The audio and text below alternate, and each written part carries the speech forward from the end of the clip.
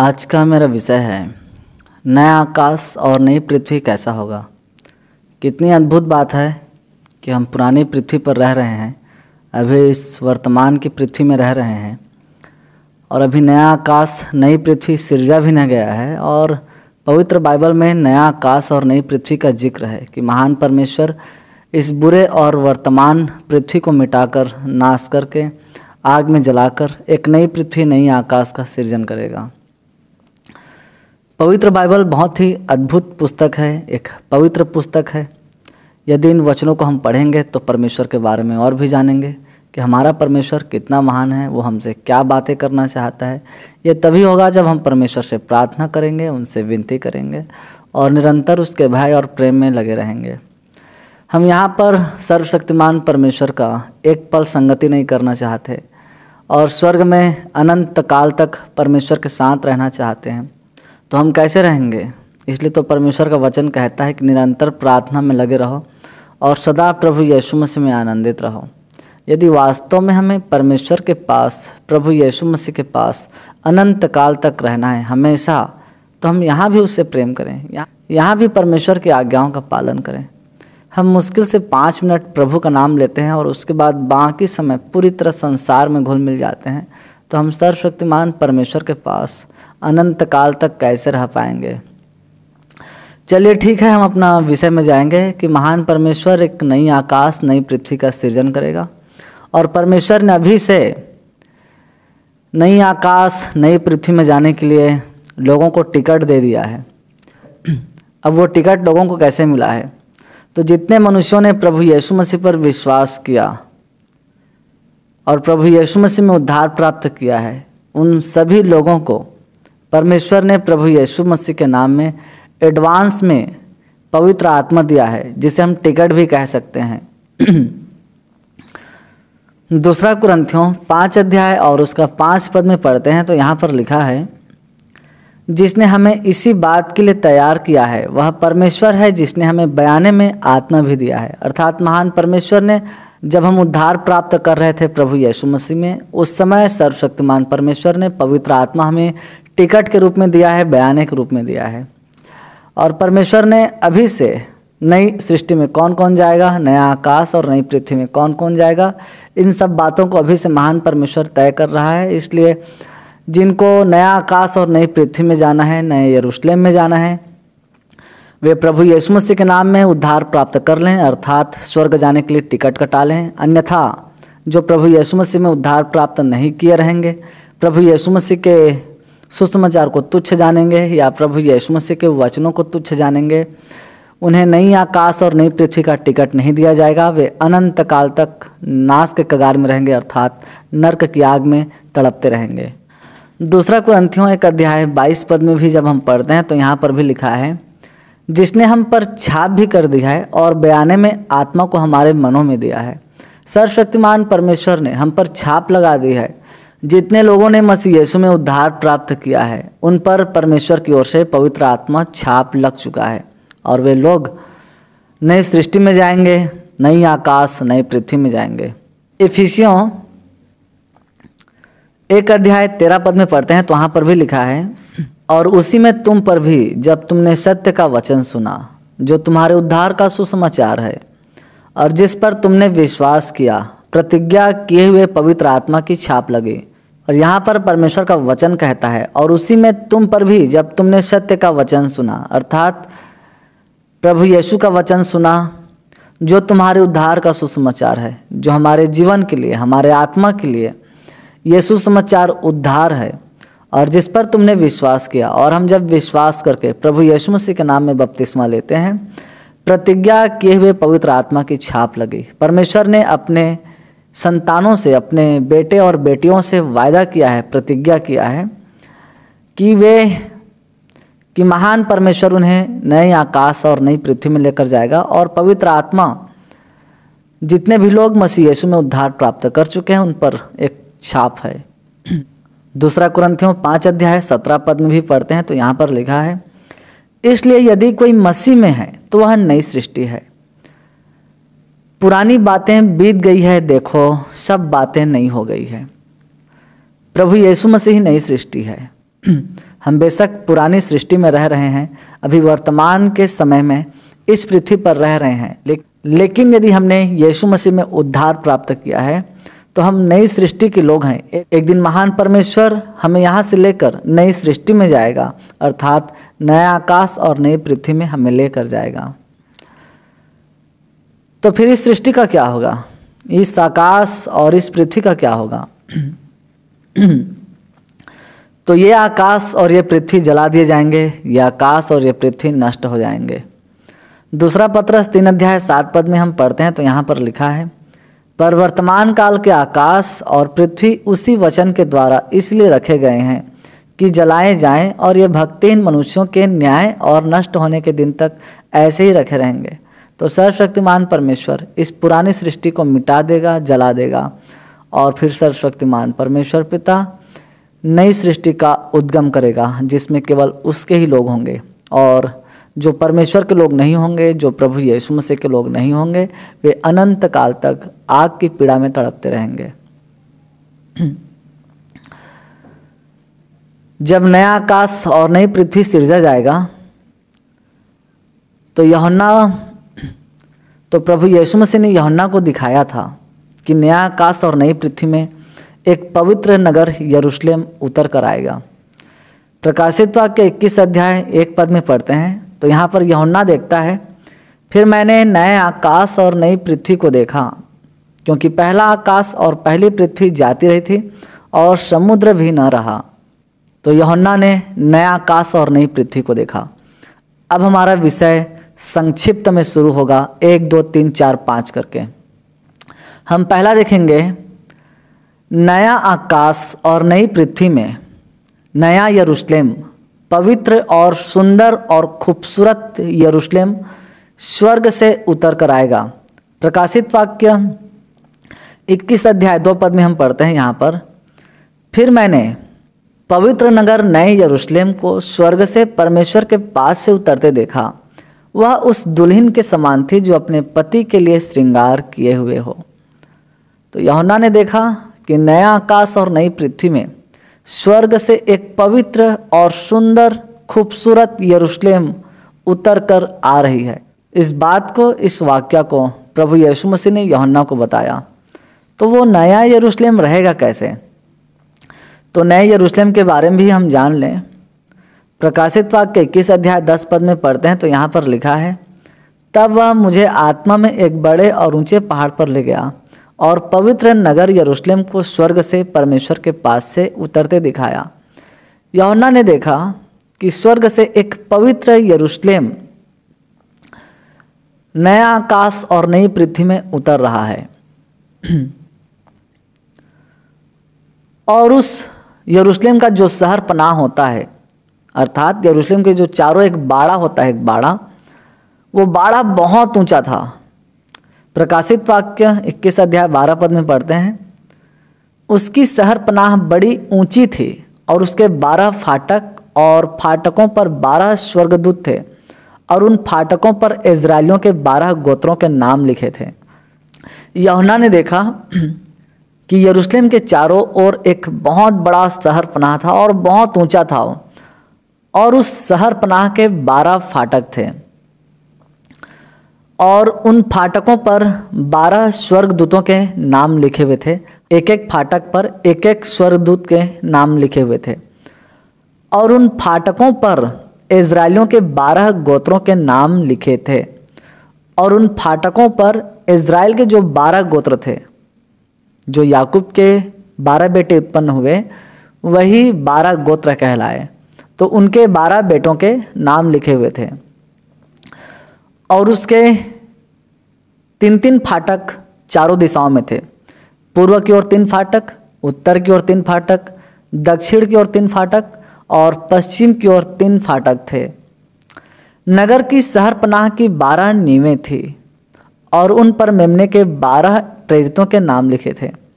नगर के चारों ओर जो शहर पनाह था, जो बाड़ा था, उनके 12 नींव थे, 12 नींव, और उन 12 नींव पर प्रभु यीशु मसीह के 12 प्रेरितों के नाम लिखे हुए थे।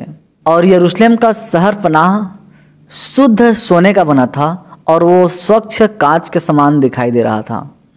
12 फाटक 12 मोतियों के थे। एक एक फाटक एक एक मोती का बना था। यरूशलेम के जो चारों ओर फाटक थे, 12 फाटक, वो 12 मोती के बने थे। उसमें और किसी चीज़ का मिलावट नहीं था, वो प्योर मोती से बना हुआ था। और नगर की सड़क स्वच्छ कांच के समान शुद्ध सोने की थी। और यरूशलेम में जो सड़क था वो शुद्ध सोने का स्वच्छ कांच के समान बना हुआ था। ये बहुत बड़ा विषय है, मैं इसको आपको छोटा करके बताया हूँ। यदि आप पवित्र नगर यरूशलेम के बारे में और अच्छे से जानना चाहते हैं तो आप प्रकाशित वाक्य 21 अध्याय 9 से 27 तक आप इसको बाइबल में पढ़ सकते हैं। तो हमने पहला देखा, नया यरूशलेम स्वर्ग से उतरकर नई आकाश और नई पृथ्वी में आएगा। अब हम दूसरा देखेंगे, परमेश्वर आप ही नया आकाश और नई पृथ्वी में अपने लोगों के साथ रहेगा। प्रकाशित वाक्य 21 अध्याय 3 पद में हम पढ़ते हैं तो यहाँ पर लिखा है, फिर मैंने सिंहासन में से किसी को ऊंचे शब्द से यह कहते हुए सुना, देख परमेश्वर का डेरा मनुष्यों के बीच में है, वह उनके साथ डेरा करेगा और वे उसके लोग होंगे और परमेश्वर आप उनके साथ रहेगा और उनका परमेश्वर होगा। इस पृथ्वी पर हम बेशक परमेश्वर को याद करते हैं, बेशक हम परमेश्वर से प्रेम करते हैं, लेकिन हम परमेश्वर को आमने सामने नहीं देख पा रहे हैं। लेकिन नया आकाश और नई पृथ्वी में सर्वशक्तिमान परमेश्वर खुद ही वहाँ आकर अपने लोगों के बीच में निवास करेगा और जितने भी पवित्र और धर्मी लोग हैं वे परमेश्वर को देखेंगे, परमेश्वर के स्वरूप को निहारेंगे, परमेश्वर के तेजोमय प्रकाश को देखेंगे, क्योंकि परमेश्वर उनके साथ रहेगा। हमने ये दूसरा बात देखा।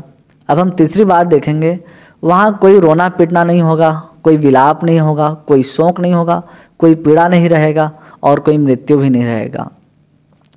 प्रकाशित वाक्य 21 अध्याय 4 पद में हम पढ़ते हैं तो यहाँ पर लिखा है, वह उनकी आंखों से सब आंसू पोंछ डालेगा और इसके बाद न मृत्यु रहेगी और न शोक, न विलाप, न पीड़ा रहेगी, पहली बातें जाती रही।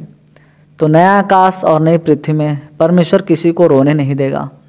वहाँ पर कोई रोएंगे नहीं, वहाँ पर कोई विलाप नहीं करेंगे, वहाँ पर कोई शोक नहीं करेंगे, वहाँ पर किसी को कोई भी पीड़ा नहीं होगा। हम इस पृथ्वी पर देखते हैं कि यहाँ पर लोगों को पीड़ा होता है, यहाँ लोग रोते हैं, यहाँ लोग दुखी होते हैं, शोक करते हैं, यहाँ लोग विलाप करते हैं, यहाँ लोग बहुत परेशान और बेचैन रहते हैं। लेकिन नई आकाश और नई पृथ्वी में बिल्कुल ऐसा नहीं होगा। वहाँ परमेश्वर के सारे लोग परमेश्वर में आनंदित रहेंगे, खुश रहेंगे और प्रभु यीशु मसीह में मगन रहेंगे।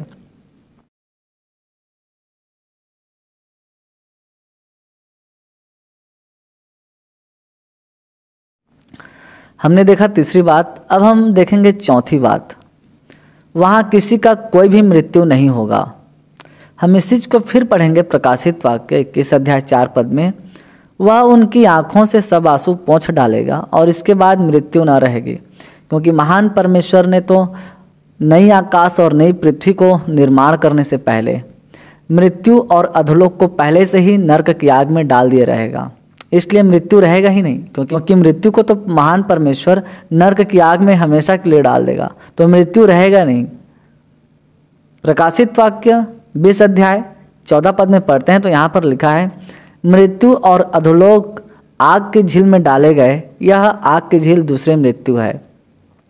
तो नया आकाश और नई पृथ्वी में कोई मृत्यु नहीं रहेगा, किसी की मृत्यु नहीं होगी, कोई बीमार नहीं रहेंगे, कोई रोगी नहीं रहेंगे, क्योंकि सर्वशक्तिमान परमेश्वर मृत्यु को पहले से ही नरक की आग में डाल दिया रहेगा। अब हम पांचवा पढ़ेंगे, उसमें कोई मंदिर ना होगा, क्योंकि परमेश्वर और मेमना उसका मंदिर है। प्रकाशित वाक्य 21 अध्याय 22 पद में पढ़ेंगे तो यहाँ पर लिखा है, यूहन्ना कहता है, मैंने उसमें कोई मंदिर न देखा, क्योंकि सर्वशक्तिमान प्रभु परमेश्वर और मेमना उसका मंदिर है। नया आकाश और नई पृथ्वी में कोई भी मंदिर नहीं रहेगा, क्योंकि सर्वशक्तिमान परमेश्वर और प्रभु यीशु मसीह स्वयं अपने लोगों के मंदिर रहेंगे। परमेश्वर अपने लोगों पर छाया किए रहेंगे और उन्हें प्रकाश देते रहेंगे। महान परमेश्वर अपने लोगों को, अपने संतानों को सदा प्रकाश दे रहेंगे, सदा उजियाले में रखेंगे। जब हम पहला यूहन्ना 1 अध्याय 5 पद में पढ़ते हैं तो वहाँ पर लिखा है, परमेश्वर ज्योति है और उसमें कुछ भी अंधकार नहीं, तो परमेश्वर वहाँ पर हर समय उजियाला देते रहेगा। और प्रभु यीशु मसीह ने भी कहा है कि तुम जगत की ज्योति हो। तो वहाँ पर जितने भी प्रभु यीशु के लोग रहेंगे, परमेश्वर के लोग रहेंगे, वे भी चमकते रहेंगे और परमेश्वर और प्रभु यीशु मसीह अपने लोगों का मंदिर बना रहेगा। वहाँ पर कोई ईंट पत्थर सोने चांदी का मंदिर नहीं रहेगा, कोई मंदिर नहीं रहेगा। फिर हम छठवां देखेंगे, उसमें कोई सूर्य चंद्रमा नहीं होगा। प्रकाशित वाक्य 21 अध्याय 23 पद में पढ़ते हैं, उस नगर में सूर्य और चांद के उजाले की आवश्यकता नहीं, क्योंकि परमेश्वर के तेज से उसमें उजाला हो रहा है और मेमना उसका दीपक है। तो नया आकाश और नई पृथ्वी में न सूर्य रहेगा, न चंद्रमा रहेंगे, न तारे रहेंगे, क्योंकि सर्वशक्तिमान परमेश्वर और प्रभु यीशु मसीह अपने लोगों को सदा उजियाला देता रहेगा। इसी बात को जब हम मलाकी 4 अध्याय और उसका 2 पद में भी पढ़ते हैं तो वहाँ पर भी लिखा है, प्रभु यीशु मसीह के जन्म के पहले मलाकी ने यह भविष्यवाणी कर दिया था। मलाकी 4 अध्याय 2 पद में, परंतु तुम्हारे लिए जो मेरे नाम का भय मानते हो, धर्म का सूर्य उदय होगा और उसकी किरणों के द्वारा तुम चंगे हो जाओगे और तुम निकलकर पाले हुए बछड़ों के समान कूदोगे और फांदोगे। तो जितने भी इस पृथ्वी पर रहकर सर्वशक्तिमान परमेश्वर का भय मानते हैं, सर्वशक्तिमान परमेश्वर से प्रेम करते हैं, उनके लिए धर्म का सूर्य उदय होगा, अर्थात वे लोग नई आकाश और नई पृथ्वी में जाएंगे जहाँ स्वयं परमेश्वर ही धर्म का सूर्य उदय बना रहेगा। लेकिन जो इस पृथ्वी पर रहकर न तो परमेश्वर का भय मानते हैं, न प्रभु यीशु मसीह से प्रेम करते हैं, उनके लिए कोई सूर्य उदय नहीं होगा। वे लोग अनंत काल तक के लिए अंधकार में डाले जाएंगे, नरक की आग में डाले जाएंगे। लेकिन जो परमेश्वर का भय मानते हैं, प्रभु यीशु से प्रेम करते हैं, उन्हीं के लिए धर्म का सूर्य उदय होगा।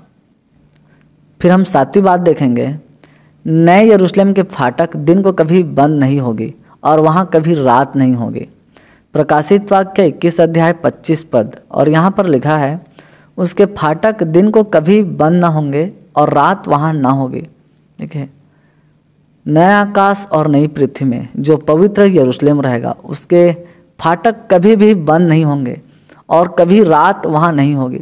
यहाँ तो लोग रात को सोते हैं, लेकिन वहाँ लोग हमेशा जागते रहेंगे। वहाँ कोई सोएंगे नहीं, क्योंकि रात वहाँ होगा ही नहीं, वहाँ सब जागृत रहेंगे।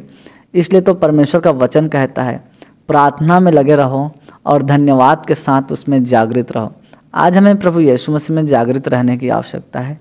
यदि हम जागृत नहीं रहेंगे, सोते रहेंगे, तो हम मुर्दों के समान पड़े रहेंगे, क्योंकि आज बहुत सारे लोग मुर्दों की तरह सो रहे हैं, जागृत नहीं हैं प्रभु यीशु मसीह में। इसलिए तो परमेश्वर का वचन कहता है, हे सोने वाले जाग और मुर्दों में से जी उठ, तो मसीह की ज्योति तुझ पर चमकेगी। आज लोग जिंदा तो हैं, लेकिन परमेश्वर में नहीं, प्रभु यीशु मसीह में नहीं, परंतु संसार के अभिलाषाओं में, संसार की चीज़ों में, शारीरिक सुख विलास में जिंदा रहना चाहते हैं। प्रभु यीशु मसीह में जिंदा नहीं रहना चाहते। आज लोग चलते हुए मुर्दों के समान हैं, जो चल तो रहे हैं लेकिन परमेश्वर की महिमा नहीं करते। लेकिन आज भी लोगों के पास समय है कि वे मुर्दे से प्रभु यीशु मसीह में जिंदा हो सकते हैं। पहला थिस्सलुनीकियों 5 अध्याय 6 पद में लिखा है, अतः हम दूसरों के समान सोते न रहें, पर जागते और सावधान रहें, क्योंकि नया आकाश और नई पृथ्वी में कोई रात नहीं होगा। वहाँ के फाटक कभी बंद ही नहीं होंगे। हम तो जैसे ही रात होता है तो घर के दरवाजे बंद करते हैं और खाना खाकर सो जाते हैं, लेकिन नया आकाश और नई पृथ्वी में ऐसा कदापि नहीं होगा। 8वीं बात हम देखेंगे, उस पवित्र नगर यरूशलेम में कोई भी अपवित्र वस्तु या घृणित काम करने वाला या झूठ का गढ़ने वाला किसी रीति से प्रवेश नहीं करेगा। प्रकाशित वाक्य 21 अध्याय 27 पद में इस बात को पढ़ते हैं, परंतु उसमें कोई अपवित्र वस्तु, स्वर्ग में, नई आकाश और नई पृथ्वी में, पवित्र नगर यरूशलेम में कोई भी अपवित्र वस्तु नहीं जाएगा। वहाँ केवल पवित्र वस्तु हो जाएगा, पवित्र लोग ही जाएंगे। तो अपवित्र वस्तु क्या है? आज जो अपवित्रता में जीवन बिताते हैं वे परमेश्वर की दृष्टि में अपवित्र हैं। आज जो सर्वशक्तिमान परमेश्वर को छोड़कर, सृष्टि के सृजनहार परमेश्वर को छोड़कर, प्रभु यीशु मसीह उद्धारकर्ता को छोड़कर किसी और चीज़ की इबादत कर रहे हैं, या फिर निर्जीव वस्तुओं की या सृष्टि की उपासना कर रहे हैं, तो वे भी अपवित्र वस्तु हैं और स्वर्ग में कोई भी अपवित्र वस्तु नहीं जाएगा। आज भले ही लोग यहाँ पर पीतल, लोहा, सोने, चांदी, इन सब को ईश्वर बनाकर पूज रहे हों तो ये परमेश्वर की दृष्टि में अपवित्र वस्तु है। तो ये सारे वस्तु नई आकाश और नई पृथ्वी में नहीं जाएंगे, और ना वे लोग जो परमेश्वर के खिलाफ चलते हैं, जो अपवित्रता में जीवन बिताते हैं, ये भी नहीं जाएंगे। और घृणित काम करने वाला, तो घृणित काम क्या है? घृणित काम करने वाले स्वर्ग राज्य में नहीं जाएंगे, नई आकाश और नई पृथ्वी में नहीं जाएंगे, पवित्र नगर यरूशलेम में नहीं जाएंगे। तो आज एक स्त्री से शारीरिक संबंध बनाती है, ये घृणित काम है। कोई मनुष्य या फिर कोई पुरुष या कोई स्त्री जानवर से संबंध बनाता है या जानवर से संबंध बनाती है, ये परमेश्वर की दृष्टि में घृणित काम है। या फिर एक पुरुष के साथ संबंध बनाता है, यह भी परमेश्वर की दृष्टि में घृणित काम है। और घृणित काम करने वाले कभी भी नई आकाश और नई पृथ्वी में नहीं जा पाएंगे। माफ़ी चाहूँगा, एक अपशब्द मुझे बोलना पड़ रहा है जिसे मैं बोलना नहीं चाहता, क्योंकि आज की दुनिया बहुत खूबसूरत, बहुत रंगीन हो चुकी है। एक स्त्री और पुरुष भी स्वाभाविक व्यवहार को छोड़कर, स्वाभाविक संबंध बनाने को छोड़कर आज अनैतिक संबंध बना रहे हैं। अर्थात एक स्त्री पुरुष को किस तरह से संबंध बनाने चाहिए, लेकिन आज के स्त्री और पुरुष कुछ अलग अलग संबंध बना रहे हैं, अलग तरह के व्यभिचार में शरीर को यूज कर रहे हैं। तो यह भी परमेश्वर के दृष्टि में गलत काम है। तो जो भी स्त्री और पुरुष स्वाभाविक व्यवहार को छोड़कर अनैतिक व्यवहार को अपना रहे हैं, वे परमेश्वर के दृष्टि में घृणित काम है। तो घृणित काम करने वाले स्वर्ग राज्य में अर्थात नई आकाश और नई पृथ्वी में नहीं जा पाएंगे। और फिर लिखा है झूठ का गढ़ने वाला किसी रीति से प्रवेश नहीं करेगा। आज जो झूठ बोलते हैं, झूठी झूठी बात बोलकर ज़्यादा पैसे कमाते हैं, किसी के पैसे को ठग लेते हैं, तो ये क्यों होता है? झूठी बात बोलकर, चापलूसी की बात बोलकर आज बहुत लोग झूठ बोलकर, बेईमानी करके जल्दी जल्दी पैसे वाले बन जाते हैं, जल्दी अमीर बन जाते हैं। आज कुछ लोग जल्दी पैसे वाले बनने के चक्कर में, जल्दी अमीर बनने के चक्कर में झूठ बोलते हैं। कई लोग अपना काम बनाने के चक्कर में झूठ बोलते हैं। तो जितने भी झूठ बोलते हैं, झूठी बात बनाने वाले नई आकाश और नई पृथ्वी में नहीं जा पाएंगे, परंतु जो सच बोलते हैं, जो प्रभु यीशु मसीह के बताए सत्य राहों पर चलते हैं, वही प्रभु यीशु मसीह के साथ नई आकाश और नई पृथ्वी में जाएंगे।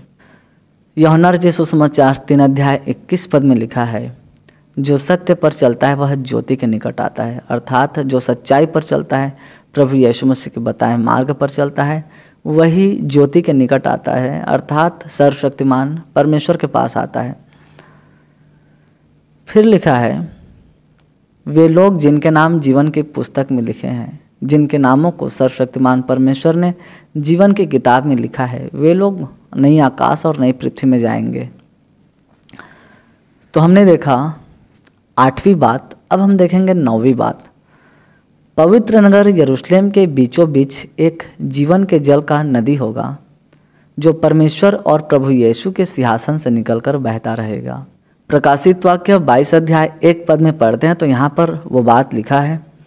यूहन्ना कहता है, फिर उसने मुझे बिल्लौर किसी झलकती हुई जीवन के जल की नदी दिखाई, जो परमेश्वर और मेमने के सिंहासन से निकलकर।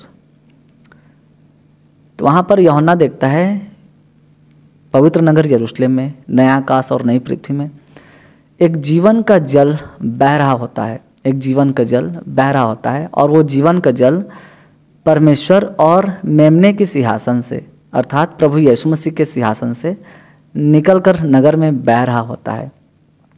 और वो नदी जो बह रहा होता है वो सड़क के बीचों बीच बहता है। जो जीवन का जो नदी है, जो जीवन के जल का नदी है, वो सड़क के बीचों बीच बह रहा होता है। इस बात को यूहन्ना ने देखा है। यहाँ पर जो हम जल पीते हैं, इंसान ये जल पीने के बाद फिर प्यासा होता है और एक दिन मर भी जाता है। यहाँ का जल केवल हमारे शरीर के प्यास को बुझाता है, लेकिन प्रभु यीशु मसीह जो हमें जल देता है वो हमारी आत्मा की प्यास को बुझाता है, वो हमारी आत्मा को तृप्त करता है। प्रभु यीशु मसीह हमारे लिए जीवन का जल है। प्रभु यीशु मसीह का नाम हमारे लिए मीठा जल है, हमारे आत्मा का जल है। प्रभु यीशु मसीह ने प्रकाशित वाक्य 22 अध्याय 17 पद में भी कहा है, आत्मा और दुल्हन दोनों कहती है आ, और सुनने वाले भी कहे आ। जो प्यासा हो वह आए, और जो कोई चाहे वह जीवन का जल शेत में ले। प्रभु यीशु मसीह आज भी चाहता है कि संसार में जितने लोग हैं वे शरीर के प्यास को बुझाने वाले पानी के पीछे उतना न दौड़े जितना कि आत्मा की प्यास के पीछे दौड़े। क्योंकि जिस प्रकार से शरीर को यहाँ का पानी तृप्त करता है शरीर के प्यास को, ठीक उसी प्रकार आत्मा को भी प्रभु यीशु मसीह का वचन तृप्त करता है। इसलिए प्रभु यीशु चाहता है, महान परमेश्वर चाहता है कि आज संसार में बहुत सारे लोग जो सच्चे परमेश्वर को नहीं जानते, जो प्रभु यीशु मसीह को नहीं जानते, वे लोग प्रभु यीशु के पास आएं और इस अनंत जीवन के जल को पिएं। जितने भी लोगों ने आज इस जीवन के जल को नहीं पिया है वे नई आकाश और नई पृथ्वी में कदापि नहीं जा पाएंगे, परंतु जितने लोगों ने प्रभु यीशु मसीह में इस पृथ्वी पर रहकर जीवन के जल को चखा है, जीवन के जल को पिया है, वे ही नया आकाश और नई पृथ्वी में जा पाएंगे। इसी बात को हम यूहन्ना रचित सुसमाचार 7 अध्याय और 38 पद में पढ़ते हैं। प्रभु यीशु मसीह स्वयं कहता है, जो मुझ पर विश्वास करेगा, जैसा पवित्र शास्त्र में आया है, उसके हृदय में से जीवन के जल की नदियां बह निकलेंगी। प्रभु यीशु मसीह ने स्वयं कहा है, जो मुझ पर विश्वास करता है उसके हृदय में से, शरीर में से नहीं, हृदय में से जीवन की जल की नदियां बह निकलेंगी। तो आज जितने भी प्रभु यीशु मसीह पर विश्वास करते हैं उनके हृदय से जीवन का जल निकलता है। तो वो जीवन का जल क्या है? तो यदि हम किसी को सुसमाचार सुनाते हैं, किसी को प्रभु यीशु मसीह के बारे में बताते हैं, तो वहाँ हम जीवन के जल की नदियाँ बहाते हैं। ये है जीवन का जल। तो हमने अभी पढ़ा नबी बात में कि पवित्र नगर यरूशलेम में नगर के बीचों बीच एक जीवन का जल बहता रहेगा। फिर हम 10वीं बात देखेंगे, नगर के नदी के इस तरफ और उस तरफ जीवन का वृक्ष रहेगा और उन वृक्षों में 12 प्रकार के फल हर महीने फलते रहेंगे और उन वृक्षों के पत्तों से लोग हमेशा चंगे रहेंगे। प्रकाशित वाक्य 22 अध्याय और उसका 2 पद में इस बात को पढ़ते हैं तो यहाँ पर लिखा है, उस नगर की सड़क के बीचों बीच बहती थी। उस नगर के सड़क के बीचों बीच बहती थी, अर्थात सड़क के बीचों बीच पवित्र नगर यरूशलेम में सड़क के बीचों बीच जीवन का जल बह रहा होगा और उसके दाहिने तरफ और उसके बाएं तरफ, दोनों तरफ जीवन के वृक्ष लगे रहेंगे और उन वृक्षों में 12 प्रकार के फल लगेंगे, 12 प्रकार के, और वे फल हर महीने फलते रहेंगे और वे फल हर महीने फलते रहेंगे और उसके पत्तों से जाति जाति के लोग चंगे रहेंगे, स्वस्थ रहेंगे, तंदुरुस्त रहेंगे। तो हमने देखा 10वीं बात। अब हम देखेंगे 11वीं बात। वहाँ कोई श्राप ना होगा, केवल आशीष ही आशीष होगा, आनंद ही आनंद होगा। तो यहाँ हम इस पृथ्वी पर देखते हैं कि अंधे भी हैं, लंगड़े भी हैं, लूले भी हैं, कोई बीमार है, किसी को कैंसर है, किसी को शुगर है, किसी को टाइफाइड है, किसी को मलेरिया है, किसी को और भी अन्य प्रकार के बीमारी हैं। लेकिन नए आकाश और नई पृथ्वी में न वहाँ कोई बीमार रहेगा, न कोई लंगड़ा रहेगा, न कोई अंधा रहेगा, न कोई काना रहेगा, न कोई खोरा रहेगा। वहाँ सब तंदुरुस्त रहेंगे, हिष्ट पुष्ट रहेंगे और परमेश्वर के साथ ज्योति के समान चमकते रहेंगे, क्योंकि वहाँ श्राप रहेगा ही नहीं। तो हम कहें, क्या यहाँ पर जो अपंग लोग हैं या फिर जो अंधे हैं या फिर जो लंगड़े हैं वे स्वर्ग नहीं जा पाएंगे? तो ऐसा नहीं है। इस पृथ्वी पर जो भी लोग, चाहे वो अंधा हो, चाहे काना हो, चाहे खोरा हो, यदि वो परमेश्वर का भय मानता है, प्रभु यीशु से प्रेम करता है, तो वे नया आकाश और नई पृथ्वी में जाएंगे।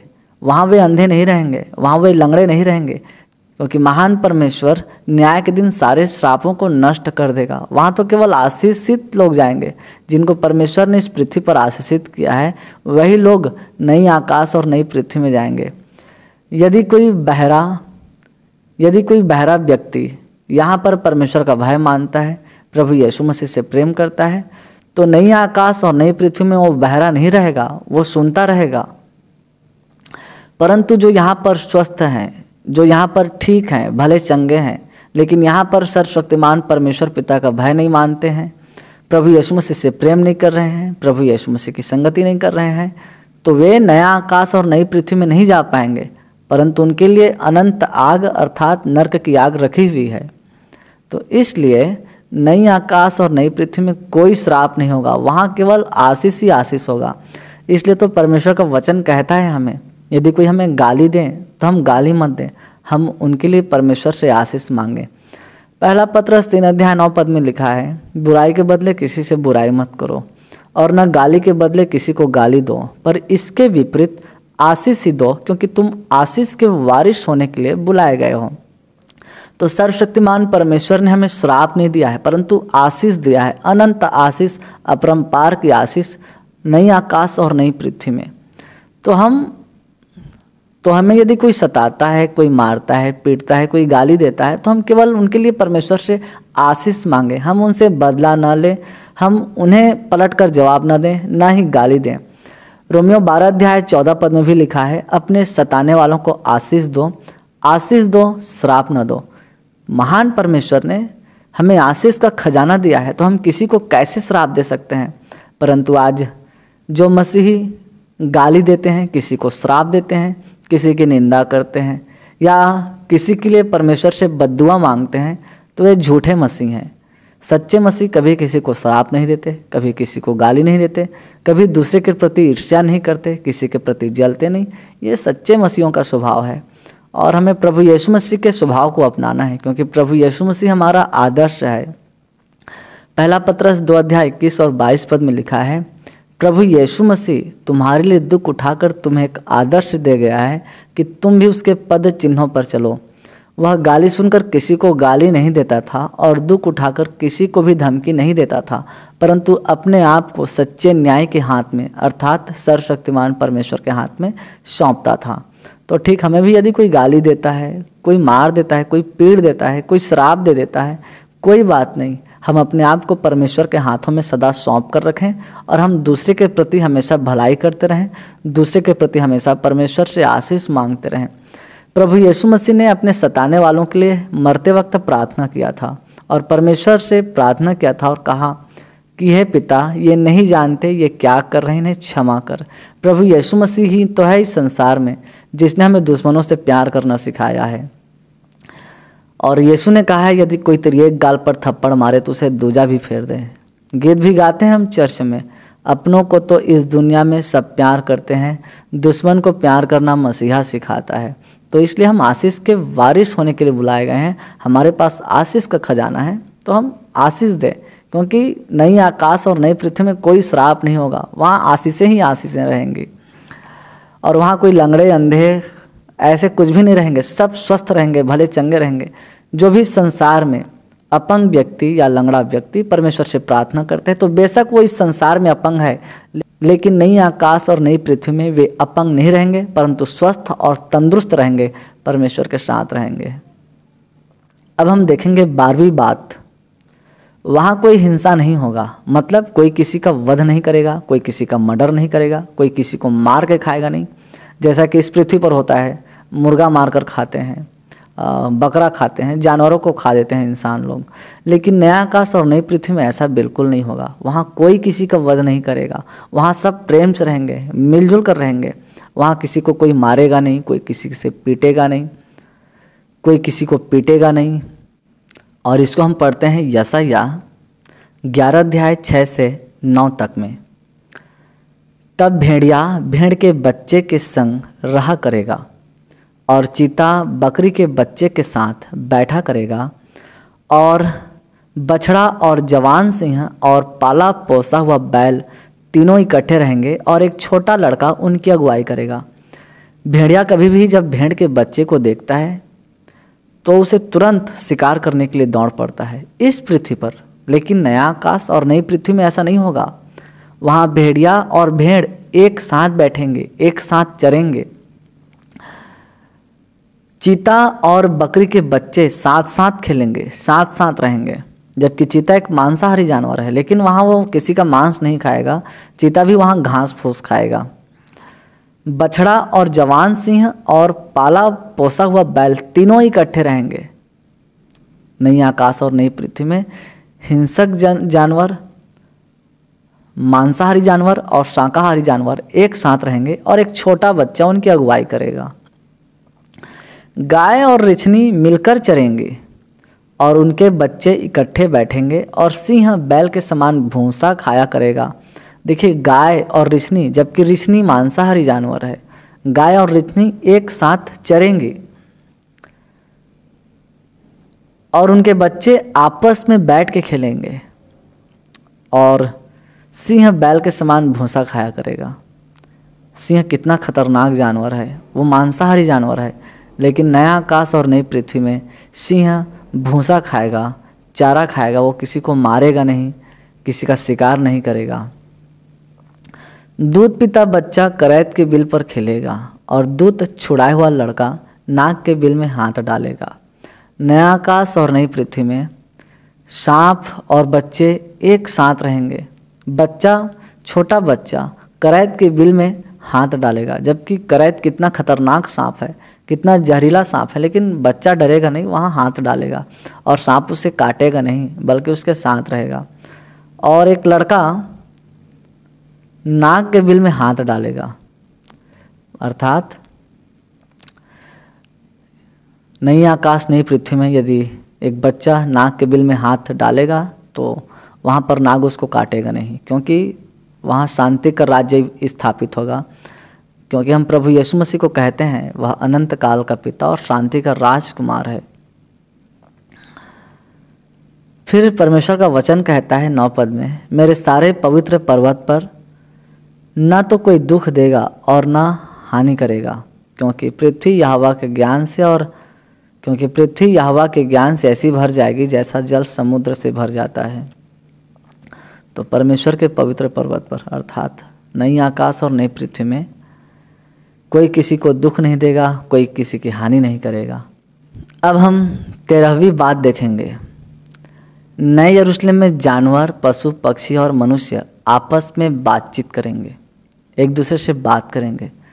जिस प्रकार से अदन की वाटिका में सांप हवा से बात करता था, कुछ लोगों ने इजरायलियों को श्राप देने के लिए बुलाया था, तो सर्वशक्तिमान परमेश्वर के दूत ने बिलाम की गधी को रोक दिया था और वहाँ पर बिलाम के गुस्से के कारण परमेश्वर ने बिलाम की गधी का मुंह खोला और बिलाम की गधी बोलने लगी।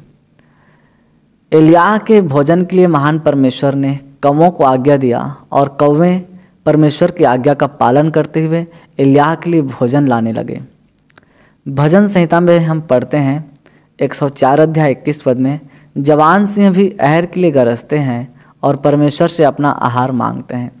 जब जानवर जंगल में भूखा होता है, जब जंगली सिंह जंगल में भूखा होता है, तब परमेश्वर से प्रार्थना करता है कि मुझे आहार दे, मुझे भोजन दे।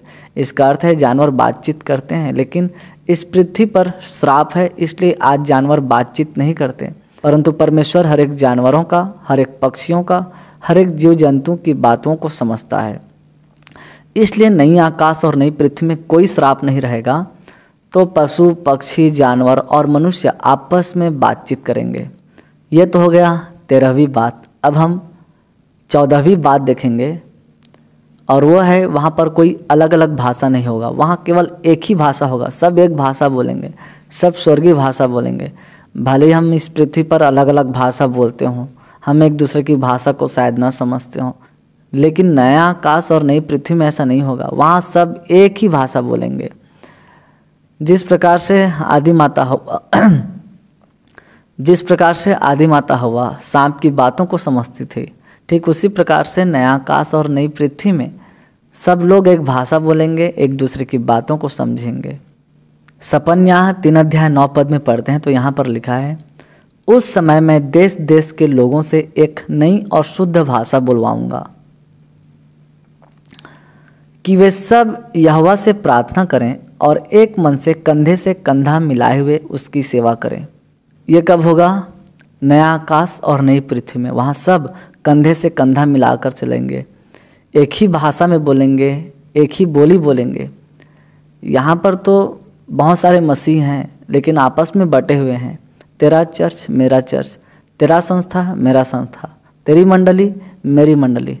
अपने लोगों को हिदायत देंगे तुम दूसरे के चर्च में बिल्कुल मत जाना, वहाँ अलग यीशु मसीह है। समझ में नहीं आता, प्रभु यीशु मसीह का प्रचार करते हैं और नफरत की भावना क्यों रखते हैं। पता नहीं दूसरे चर्च में शायद दूसरे यीशु का प्रचार होता हो, इसलिए शायद पास्टर लोग यही कहते हैं कि दूसरे चर्च में मत जाना, दूसरे मंडली में मत जाना, क्योंकि वहाँ का शायद यीशु छोटा है, या फिर वहाँ यीशु है ही नहीं, या फिर वहाँ पर जो यीशु का प्रचार हो रहा है वो सच्चा यीशु नहीं है। तो आज एक तरफ हम परमेश्वर से प्यार करते हैं ये कहते हैं, और दूसरी तरफ हम नफरत को बांट रहे हैं, तो हम नई आकाश और नई पृथ्वी में कैसे जा पाएंगे। बेशक प्रभु यीशु मसीह ने हमें गलत शिक्षा से दूर रहने के लिए कहा था। प्रभु यीशु मसीह ने अपने चेलों से कहा था, फरीसियों के कपट रूपी खमीर से सावधान रहना, अर्थात झूठी शिक्षा से सावधान रहना। तो आज हमें झूठी शिक्षा से सावधान रहना है, हमें झूठी शिक्षा पर नहीं चलना है, परंतु परमेश्वर के सत्य वचनों की सत्य शिक्षा पर चलना है। तभी हम परमेश्वर के तमाम सच्चाइयों को उसके पवित्र वचनों से जान पाएंगे। बाइबल कहती है संपूर्ण पवित्र शास्त्र परमेश्वर की प्रेरणा से रचा गया है और समझाने और सुधारने और धार्मिकता की शिक्षा के लिए लाभदायक है, ताकि परमेश्वर का जन सिद्ध बने और हर एक भले काम के लिए तत्पर हो जाए। तो आज हमें सही शिक्षा से प्रेम करना है और झूठी शिक्षा से बैर रखना है। दुख की बात तो यह है कि आज बहुत सारे लोग परमेश्वर की शिक्षा को बेच रहे हैं। देखिए, बाइबल अलग बात है, बाइबल को हम पैसे देकर खरीदते हैं, तो ये हम अपने लिए खरीदते हैं कि उसे हम पढ़कर परमेश्वर की बातों को समझ सकें। परंतु आज बहुत सारे लोग, बहुत सारे शिक्षक ये कहते हैं कि यदि तुम हमें पैसा दोगे तो हम तुम्हें बाइबल सिखाएंगे, परमेश्वर की शिक्षा का ज्ञान देंगे, या फिर बाइबल स्टडी कराएंगे। तो आज बहुत सारे लोग बाइबल के वचनों को व्यापार बना रहे हैं। कहते हैं कि यदि तुम मुझे पैसा दोगे महीने में तो मैं तुम्हें बाइबल पढ़ना सिखाऊंगा, बाइबल के ज्ञान को सिखाऊंगा। ये कौन सा ज्ञान है और कैसी शिक्षा है जो आज पैसे में बिक रही है? क्या परमेश्वर का वचन आज पैसे में बिक रहा है? क्या परमेश्वर की शिक्षा आज पैसे में बिक रहा है? जब प्रभु यीशु मसीह न्याय के दिन धधकती हुई आग में आएगा तो उन लोगों से पूछेगा कि तुम मेरे वचनों की शिक्षा को कैसे बेच रहे थे। तब वे लोग क्या जवाब देंगे? तो आज प्रभु यीशु की शिक्षा को बेचना एक व्यापार बन चुका है। देखिए, कहीं ना कहीं जब इंसान के अंदर लालच आता है तो वे किसी को भी बेच देते हैं। आज तो लोगों ने परमेश्वर की शिक्षा को बेचना शुरू कर दिया है, तो ये गलत बात है। हम जहाँ तक हो सके सबको भरपूर निस्वार्थ और सच्ची लगन से परमेश्वर की सही शिक्षा दें, निस्वार्थ दें, किसी के पैसे का लालच न करें। यदि हम परमेश्वर के वचनों की शिक्षा को बेच रहे हैं, हम किसी से कहते हैं कि आप हमें पैसा दो और मैं आपको वचन समझाऊंगा और वचन सिखाऊंगा, तो हम कहीं ना कहीं परमेश्वर की दृष्टि में गिर जाते हैं, क्योंकि हमारे मन में परमेश्वर के प्रति सच्चा प्रेम नहीं होता और परमेश्वर हमारे मनों को जानता है। अब हम 15वीं बात देखेंगे। नए आकाश और नई पृथ्वी में किसी का कोई सादे ब्याह नहीं होगा, वहाँ सभी परमेश्वर के दूतों के समान होंगे। प्रभु यीशु मसीह ने मत्ती रचित सुसमाचार 22 अध्याय और उसका 29 और 30 पद में कहा है, यीशु ने उन्हें उत्तर दिया, तुम पवित्र शास्त्र और परमेश्वर की सामर्थ्य नहीं जानते, इस कारण भूल में पड़े हो, क्योंकि जी उठने पर वे न विवाह करेंगे और न विवाह में दिए जाएंगे, परंतु स्वर्ग में परमेश्वर के दूतों के समान होंगे। तो नई आकाश और नई पृथ्वी में जितने भी परमेश्वर के लोग होंगे वे स्वर्ग में दूतों के समान होंगे। वहाँ पर कोई शादी ब्याह नहीं होगा, कोई रिश्तेदारी नहीं होगा। हम भले ही यहाँ कहते हैं कि मुझे मेरा पति मना करता है प्रभु यीशु मसीह के संगति में जाने से, या फिर मुझे मेरी पत्नी मना करती है प्रभु यीशु मसीह के संगति में जाने से, सच्चे परमेश्वर की संगति में जाने से, या फिर मेरे रिश्तेदार मना करते हैं, या फिर मेरे दोस्त यार मना करते हैं, या फिर मेरे जाति या फिर मेरा समाज मना करता है। देखिए, परमेश्वर के सामने तो हमें अकेला खड़ा होना है। वहाँ पर कोई हमारा रिश्तेदार नहीं होगा, वहाँ पर कोई हमारा न पत्नी होगा, न पति होगा, न हमारे बच्चे होंगे, न हमारे माता पिता होंगे। तो हम अपने जीवन का डिसीजन दूसरों से पूछने क्यों जाते हैं?